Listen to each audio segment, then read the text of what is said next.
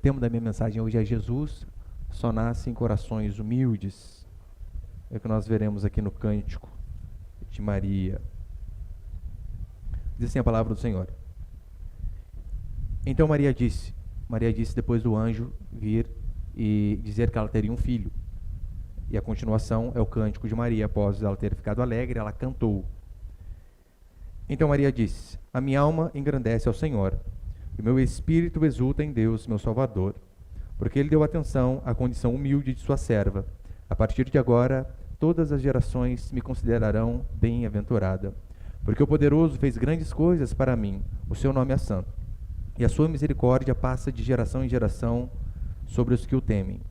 Manifestou poder com o seu braço, dispersou os que eram arrogantes nos pensamentos do coração. Verso 52. Derrubou dos tronos os poderosos e elevou os humildes. Aos famintos encheu de bens, e de mãos vazias mandou embora os ricos. Auxiliou Israel, seu servo, lembrando-se da misericórdia, para Abraão e sua descendência para sempre, como prometera aos seus pais. Maria ficou com Isabel, cerca de 3 meses depois voltou para casa. Até aí, tá bom, olha para cá, por favor. O cântico todo de Maria, você vai perceber que ela diz: o Senhor contemplou na humildade da sua serva. Depois ela vai dizer que Ele dispersou os arrogantes. Depois ela vai dizer que Ele derrubou os poderosos. É o tempo todo contra o orgulho humano. Porque isso é cristianismo. Jesus, de fato, Ele só pode nascer em corações humildes.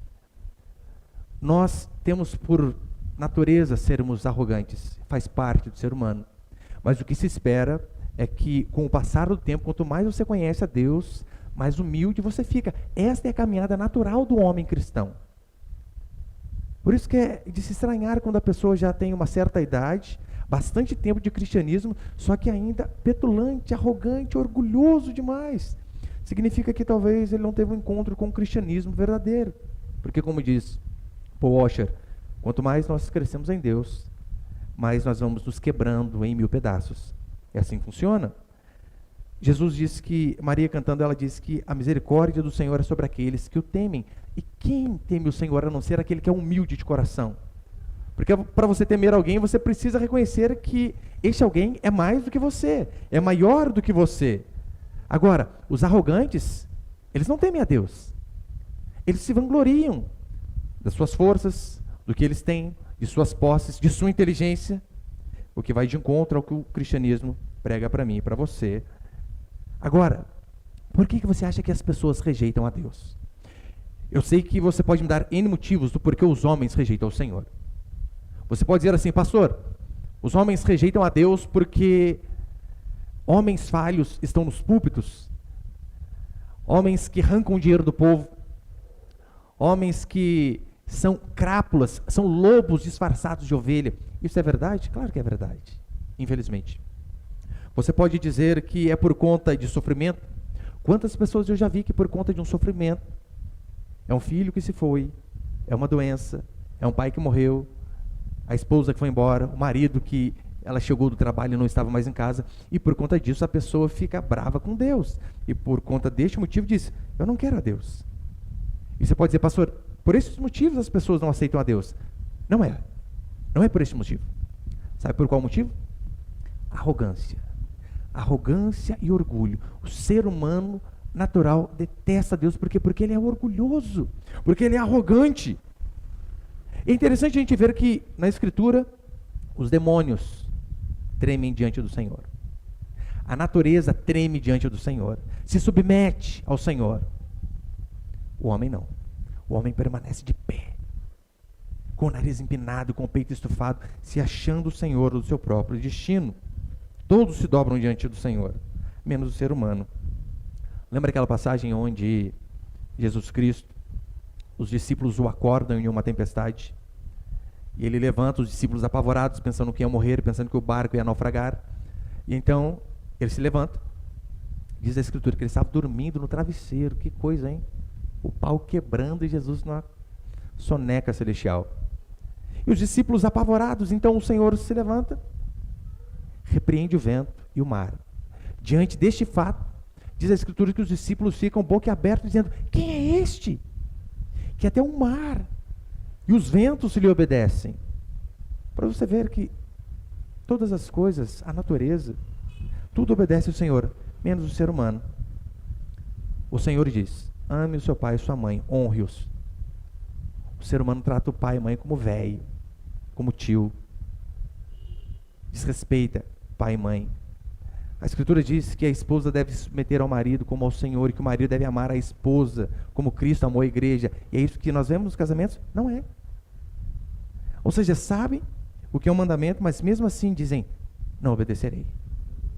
Perceba que o ser humano, ele às vezes perde o emprego, passa por um momento de crise financeira, um luto na família, e muitas vezes ele fica bravo com Deus.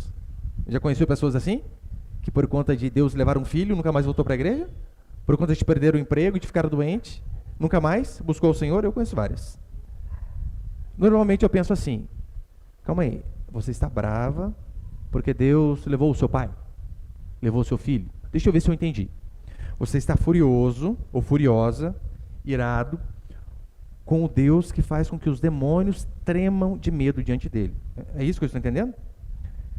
Você está bravo com o Senhor que coloca exércitos em fuga, com aquele que coloca os anjos prostrados de joelho diante dele, com aquele que mediu o universo a palmos, diz a palavra do Senhor. Você está bravo com ele. Percebe a arrogância do ser humano? É por este motivo que a salvação, ela não é do rico, não é do pobre. A salvação é daquele que tem fé. E a fé se materializa por meio da humildade também. Quando nós reconhecemos, é o que Maria diz aqui: a minha alma engrandece o Senhor e meu espírito se alegrou em Deus, meu Salvador. Por que ela se alegrou? Por que ela cantou? Porque ela viu: eu não tinha capacidade de me salvar, mas graças a Deus por Jesus Cristo. E com base nisso, eu quero passar alguns princípios aqui esta noite. Põe o primeiro, por favor, ali, Rafael. Abaixa só mais um pouquinho para mim esse aqui, por favor, meu irmão. O primeiro princípio é o seguinte: todos precisam de um Salvador. Quando eu digo todos, a Escritura diz todos, sem exceção. O verso 46, olha o que a palavra do Senhor vai dizer. Divaldo, abaixou muito? Está dando para ouvir aí? Está bem? Verso 46. Então Maria disse: a minha alma engrandece ao Senhor e meu espírito exulta em Deus, meu Salvador. A palavra Salvador aqui, em muitos outros contextos, é usada no sentido de livramento, de Deus livrar do exército inimigo, como por exemplo 1 Samuel capítulo 11, põe ele, por favor, meu irmão. 1 Samuel capítulo 11, a Escritura vai dizer assim, aqui lembrando, qual que é o contexto? Saul estava sendo guiado por Deus para que ele pudesse enfrentar os exércitos inimigos ali. E no primeiro livro de Samuel, capítulo 11, verso 13, vai dizer assim: porém Saul disse: hoje ninguém será morto, porque o Senhor trouxe livramento a Israel neste dia. Diversas outras passagens nós veremos este sentido, né, do Senhor livrando o povo de inimigos. Mas não é esse o sentido aqui que Maria aplica. Maria aqui não estava sendo perseguida por um inimigo. O sentido aqui é de fato de ser salva. Salva de onde? Dos próprios pecados, como diz Mateus capítulo 1, verso 21. Quando o anjo diz: olha, este menino se chamará Jesus porque ele livrará o seu povo dos seus pecados. Foi por isso que Jesus Cristo veio, para livrar o povo dos seus pecados. Tanto é que a palavra Jesus significa salvação vem de Deus. A interpretação católica é errada. Eles dizem que quando Maria, que ela começa o cântico dizendo: a minha alma engrandece ao Senhor, meu espírito exulta em Deus, meu Salvador. Eles dizem que ali é um ostracismo, onde Deus não estava livrando Maria, salvando Maria dos seus pecados, mas estava salvando Maria de uma vida insignificante, de ser desconhecida, de não ter reconhecimento. Não, não é este o sentido. O sentido do texto é exatamente este daqui, no sentido de livrar dos pecados. Um dos argumentos para provar que Maria também tinha pecado, assim como todos nós aqui, é o verso 50. Olha o que diz o verso 50. E a sua misericórdia passa de geração para geração sobre os que o temem. Quem precisa de misericórdia a não ser aquele que se vê como pecador, como injusto, São esses que precisam. Por que você acha que Maria disse, não, as misericórdias do Senhor têm sido sobre mim? É porque ela também reconhecia que ela precisava da graça e da misericórdia do Senhor. A pessoa que precisa de misericórdia é aquela que sabe que não merece algo. Mas há vários motivos para mostrar que Maria também era comum como nós. Tinha pecados como nós. Paulo em Romanos capítulo 3, ele vai dizer assim, todos se desviaram e a uma se fizeram inúteis. Todos pecaram, sem exceção. Todos pecaram diante do Senhor. E Paulo não diz todos pecaram, vírgula, Maria. Mas todos, abrangendo literalmente a todos. Em Romanos 5,12, ele ainda vai dizer assim, portanto, assim como o pecado entrou no mundo por um só homem, e pelo pecado a morte, assim também a morte passou a todos os homens, pois todos pecaram. Mais uma vez, esse é o sentido. Todo ser humano, à exceção de Jesus Cristo, que pisou aqui nesta terra, cometeu pelo menos um tipo de pecado. Pelo menos um. Sendo bem benigno, né? Claro que foi mais. Mas pelo menos um. É o que a palavra do Senhor vai dizer. Lembra em Apocalipse, quando João ele tem a visão do livro com os selos, e então ele começa a chorar, porque ele diz, ninguém é digno de abrir o livro. Não havia ninguém. Ora, se a mãe do Senhor fosse tão digna e imaculada assim, por que o desespero de João? Mas a alegria dele vem quando ele ouve falar que o Cordeiro era digno de abrir o livro, e por isso então ele se alegra. O que é a cruz? A não ser a mensagem do inocente morrendo pelo culpado. Essa é a mensagem da cruz. Agora, se algum ser humano aqui nessa terra pudesse salvar a si mesmo, até mesmo a mãe do nosso Senhor, não havia necessidade dele ter morrido. Deixar bem claro, não estou aqui para falar mal de Maria, não é isso.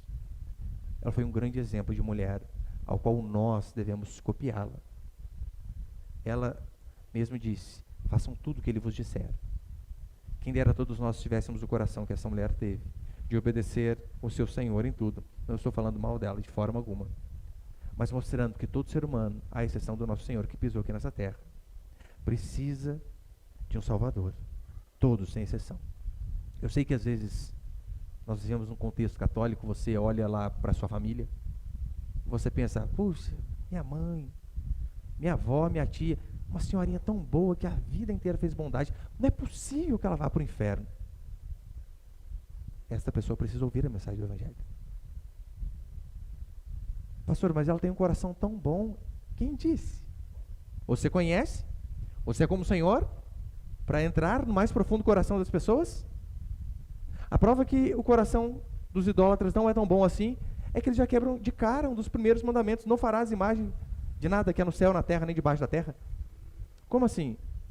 Pastor, mas eu conheço pessoas que são extremamente boas, só não são crentes. Não são boas. Nem os cristãos são bons. Porque eles conseguem ver o quão mal eles são diante da palavra do Senhor.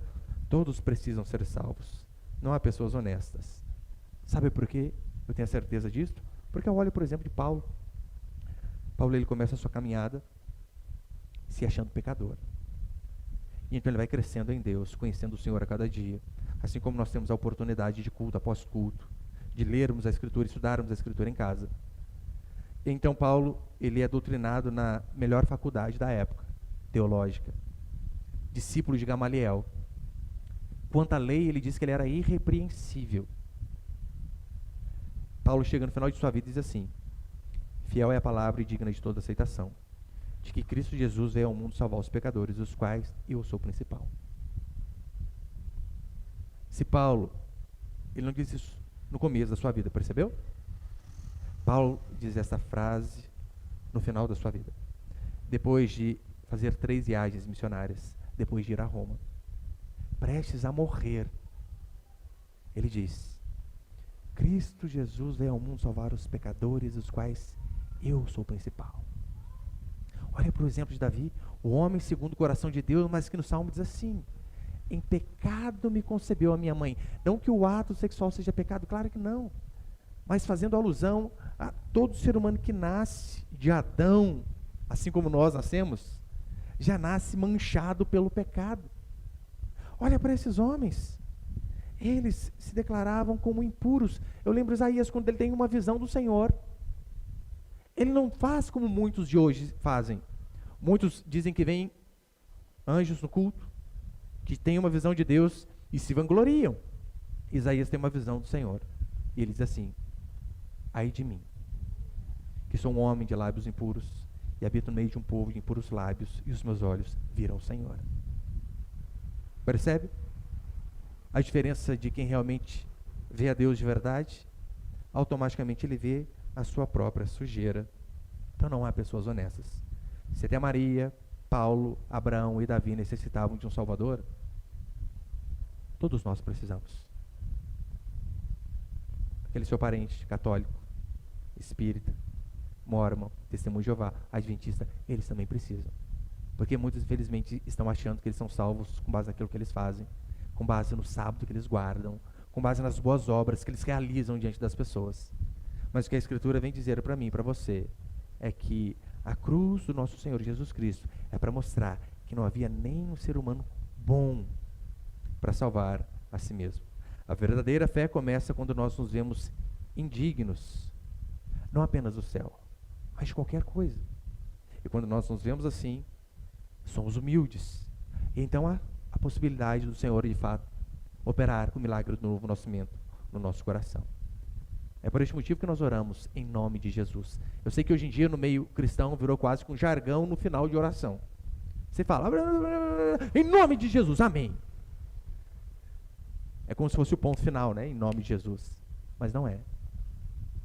Nós oramos em nome de Jesus porque nós pedimos, clamamos, e estamos falando ao Senhor assim: tudo isso que eu estou pedindo, ó Pai, eu não sou digno. Por este motivo eu peço em nome de teu Filho. Isso é orar em nome de Jesus.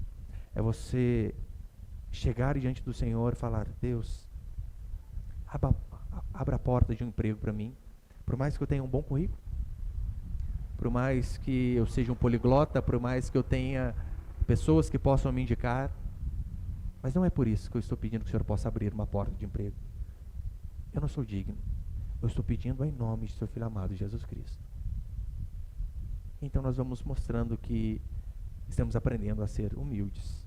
O segundo princípio é o seguinte: a misericórdia de Deus é sobre quem o teme. O versículo 50 vai dizer assim: e a sua misericórdia passa de geração para geração sobre os que o temem. A sua misericórdia passa de geração em geração.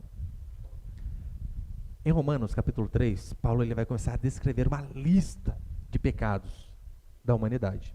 Ele vai dizer: a garganta desses homens é como sepulcro aberto.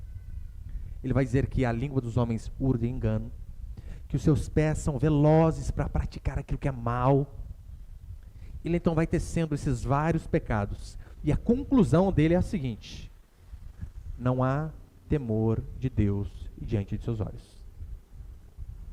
Por que as pessoas pecam desenfreadamente? Porque não há temor do Senhor.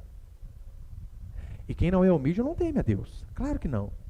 Em Êxodo 20:20 diz assim: o Senhor dizendo ao seu povo, que o meu temor esteja diante de vós, a fim de que não pequeis. Então aquele que busca fugir do pecado é aquele que teme a Deus. Temor é o medo de ser punido. Não é assim que nós fazemos em relação aos nossos pais? Se você tem um pai aí que tinha uma mão pesada, eu lembro que o dedo indicador do meu pai parecia o meu dedão do pé. Eu já imaginava uma mão daquela lá enfiando na minha fuça, gente. Não precisava nem falar. Não vou desobedecer. Porque eu sabia, há alguém aqui que é mais forte do que eu. Nós, quando olhamos para o Senhor, também vemos alguém muito mais forte do que nós. Agora, se você se vê sem pecado, não tem por que você temer. Porque você é bom por si só. Agora, Maria aqui, quando o anjo a escolhe, você percebeu que ela não se vangloria? Ela começa o cântico no verso 46 dizendo assim: a minha alma engrandece o Senhor e meu espírito exulta em Deus, o meu Salvador. Ele contemplou na humildade da sua serva. Ela não diz assim: ô Senhor, que bom que me achaste. Demorou muito? Tantas meninas aí, novas, perdidas, mas graças a mim o Senhor me achou. Percebeu que não é essa a postura desta mulher? ela reconhece que a graça de Deus foi sobre ela. No verso 51, acompanha comigo, por favor. Verso 51 vai dizer assim: alô. Manifestou o seu poder com o seu braço, dispersou os que eram arrogantes nos pensamentos de coração. Derrubou dos tronos os poderosos e elevou os humildes. Aos famintos encheu de bens e de mãos vazias mandou embora os ricos. Que coisa! Ela começa a dar sentença dizendo assim: olha, o Senhor, ele humilha o arrogante, o orgulhoso. O Senhor despede sem nada aqueles que tinham muitos. O Senhor exaltou aquele que era humilde e colocou para baixo aquele que se achava que era alguma coisa. Mas aqui é provável que ela tenha lembrado de como seu povo penou, ralou na mão de outras nações. Lembra como foi a história de Israel? Israel é um povinho desse tamanho. Olha até hoje no mapa, meu irmão, você procura Israel lá, você quase não acha. É quase que insignificante o tamanho daquele território e ainda é briga constante para tomá-lo dos judeus. Maria deve ter se lembrado da história de Israel, de um povo que quase foi extinto várias vezes, que certa feita chegou a ter 70 pessoas apenas. Imagina uma nação com 70 pessoas, gente. Ainda assim, Israel sobreviveu a Faraó. Ainda assim, Israel sobreviveu ao Império Medo-Persa. Israel sobreviveu aos assírios. Israel sobreviveu ao Império Romano. Agora, você não consegue achar, nem na internet, os jardins suspensos da Babilônia, que eram a superpotência da época. O máximo que se faz são projeções. O Coliseu de Roma, apenas ruínas. Roma era a grande potência da época de Jesus Cristo. Esses poderosos foram caindo a cada dia. Mas o povo de Deus permaneceu. É por isso que Maria diz: isto é misericórdia. Porque por diversas vezes estávamos prestes a sermos extintos. Mas ainda assim o Senhor teve misericórdia das nossas vidas. Ele dispersou os arrogantes, dispersou, derribou os poderosos. O que a Escritura diz é que o poder não está nas mãos dos homens. Não está. Eu sei que você pensa que Donald Trump é o homem mais poderoso do mundo, por conta de presidir o país mais poderoso. Mas o que a Escritura afirma para você é que todos esses homens, bons e maus, todos eles são como se fossem marionetes na mão do Senhor, a qual o Senhor controla. Nabucodonosor foi assim. Se achava poderoso, bom demais. E então o Senhor, para mostrar que ele era Deus, diz a Escritura que primeiro chama Nabucodonosor de servo. Olha o Senhor chamando o homem mais poderoso do mundo de servo. Depois, por conta da arrogância deste homem, o Senhor coloca Nabucodonosor pastando como boi, para mostrar: não há poderosos, a não ser eu. Quem é poderoso de verdade é aquele que faz a virgem dar à luz. Qual homem poderoso conseguiu fazer isso? A não ser o nosso Senhor, ao qual nós cremos. Ele despede os ricos vazios. É claro, os romanos aqui, eles não ficaram pobres no instante do anúncio da gravidez de Maria. Claro que não. Do mesmo jeito que Maria também não ficou rica após que ela recebeu a notícia que ela ficaria grávida do Messias. Mas Maria entendeu que estes ricos, o máximo que eles têm, sabe o que é? Dinheiro. Só. O máximo que os ricos têm é dinheiro. Mas ela sabia, é tão pouco. É tão pouco comparado àquilo que eu tenho, porque eles têm algo precioso, mas algo que é temporal, algo que vai embora. Eu tenho dentro de mim o Rei da Glória, a maior preciosidade que um ser humano pode ter. E é claro, não apenas Maria foi essa privilegiada. Maria carregou Jesus Cristo no seu ventre por 9 meses. Nós carregamos no Espírito por toda uma vida. Tem um privilégio maior do que esse? Portanto, não fique desapontado, triste, ao ver a prosperidade dos ímpios, como diz o Salmo. Olha, eu quase tropecei, quase me resvalaram os pés, porque eu comecei a ver a prosperidade dos ímpios. O máximo que eles podem ter é dinheiro, fama e sucesso.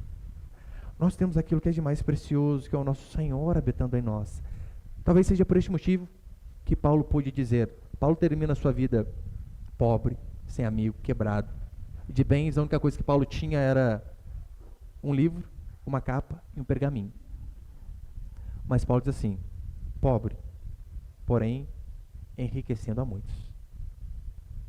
Ele sabia, ainda que eu não tenha nada material, o fato de pregar o evangelho, o Senhor abriu o coração das pessoas, casamentos serem restaurados, vidas serem transformadas, ainda que eu continue pobre, eu estou enriquecendo a muitos com o maior tesouro que alguém pode ter.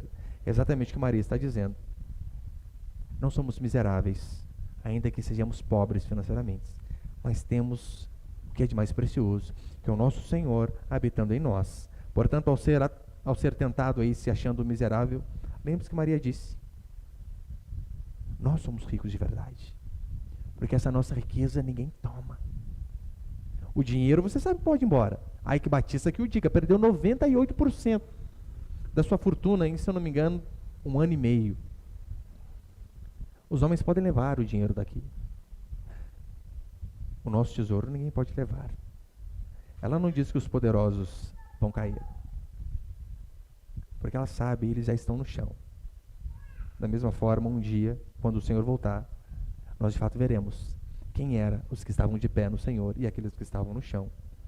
Pilatos, é interessante que, quando ele está julgando a Jesus Cristo, ele diz assim: eu tenho poder para te soltar. Eu fico imaginando, Jesus Cristo não fez isso, né? Isso aqui é uma interpretação nova, tradução na linguagem minha. Pilatos diz: eu tenho poder para te soltar. Aí Jesus dá aquela risadinha de canto de olhar. Ah, vá. Você que pensa, Pilatos.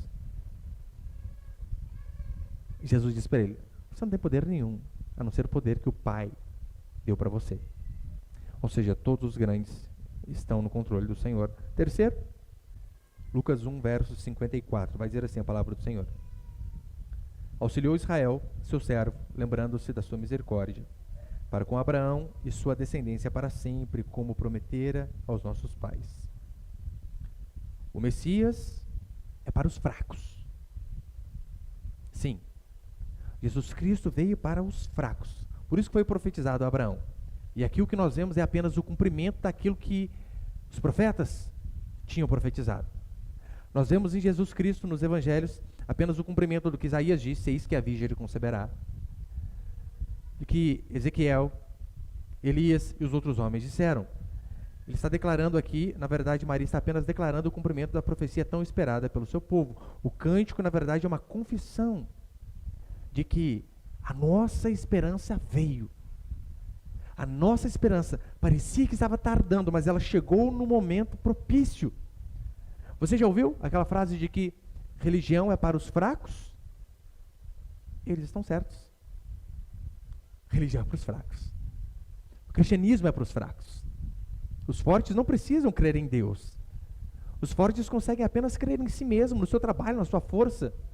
Ou como diz o pastor Augusto Nicodemos, oração é para os fracos, por isso eu oro.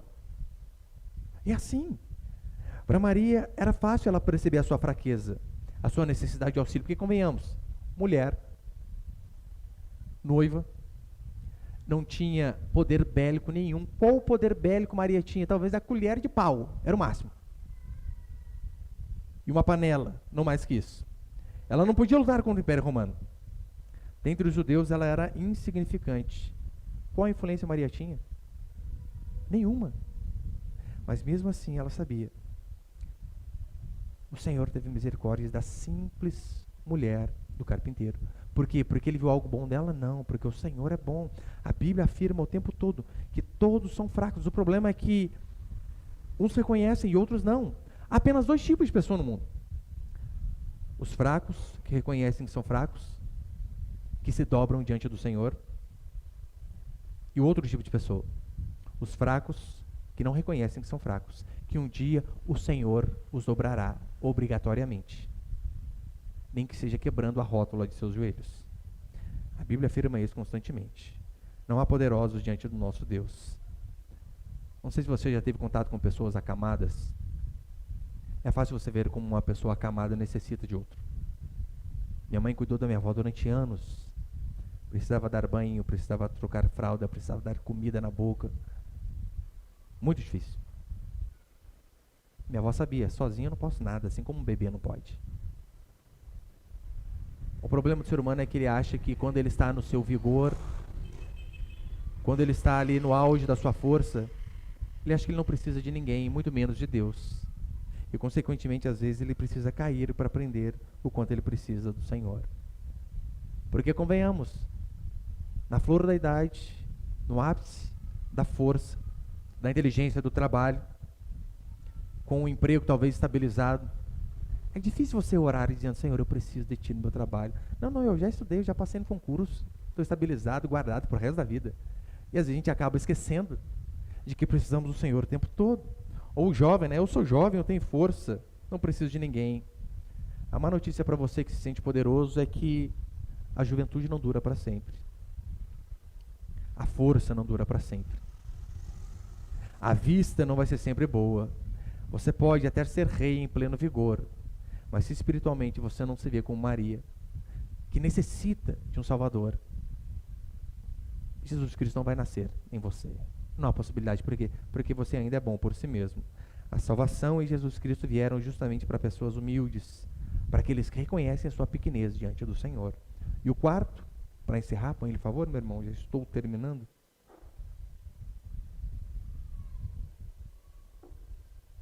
O quarto princípio é o seguinte: a grandeza de Deus e a alegria dos servos, verso 46 e 47. Então disse Maria: a minha alma engrandece ao Senhor, e o meu espírito exulta em Deus, o meu Salvador. A minha alma engrandece, por conta disso ela se alegra. Essas duas frases são quase que uma coisa só. Quando você, de fato, reconhece a grandeza de Deus, aí sim você consegue ser feliz de verdade. Do contrário, é impossível.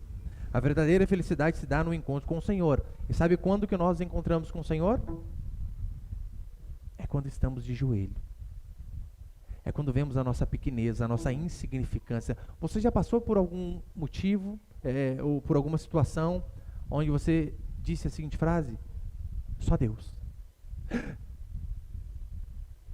É que às vezes a gente pensa que só em alguns momentos nós podemos dizer essa frase, mas não é. Constantemente, a nossa vida é só Deus. Constantemente. A salvação, a felicidade e bênçãos, elas vêm por meio da humildade. E a maior expressão de fé vem daquele que é humilde. Para encerrar, lembra aquele episódio da mulher Ciro-Fenícia, onde ela chega com a filha possessa e fala: Senhor, tem misericórdia de mim. Minha filha está possessa. Essa semana nós estávamos almoçando lá em casa, e na hora eu lembrei desta passagem por conta de uma cena que aconteceu. Estávamos todos à mesa, e até o meu filho menor, que vai fazer 3 anos, ele come sozinho, só que não tem a coordenação motora que os maiores têm, então, consequentemente, é o que mais derruba. E ele ia comer e derrubava arroz, derrubava feijão, derrubava alguma outra coisa. E automaticamente a cachorrinha que nós temos já vinha fazendo a limpeza. Na hora eu lembrei, aquela mulher, Ciro-Fenícia, se pôs no lugar dessa cadela.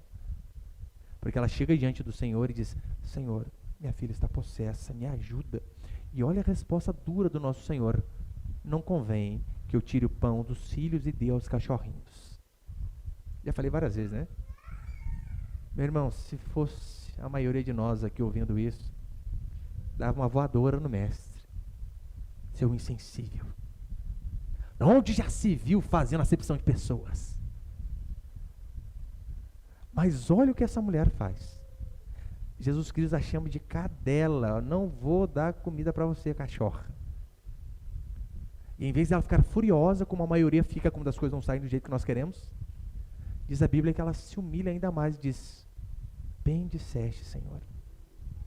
Acertou em cheio quem eu sou. Eu sou apenas uma cachorra que não sou digno de coisa alguma. Mas até os cachorrinhos, eles comem das migalhas, do farelo que cai debaixo da mesa do seu Senhor. E diz a Escritura que quando ela profere esta frase, Jesus quase que toma um susto. Meu Deus, não, meu eu, né? Eu mesmo, não sei o que ele falou, gente. Que coração é este que se humilha depois de ser humilhada? Como você ora? Você ora como esta mulher aqui? Reconhecendo que não é digno de nada? Ou você ainda é meio igual ao fariseu, de bater no peito e dizer: Senhor, graças te dou que eu não sou como os demais. Poderia estar matando, roubando, prostituindo. Estou aqui na igreja. E como que meu vizinho prospera mais do que eu? Onde já se viu? E ficar bravo com o Senhor, então. Você ora como uma mulher sirofenícia ou como fariseu? Lembrando que a Escritura diz que o Senhor contemplou na humildade de sua serva. Contemplar aqui, de fato, é voltar os olhos para alguém. O Senhor olhou, não porque Maria sabia fazer de melhor, mas porque ela reconhecia que tudo que ela fazia era graças ao Senhor.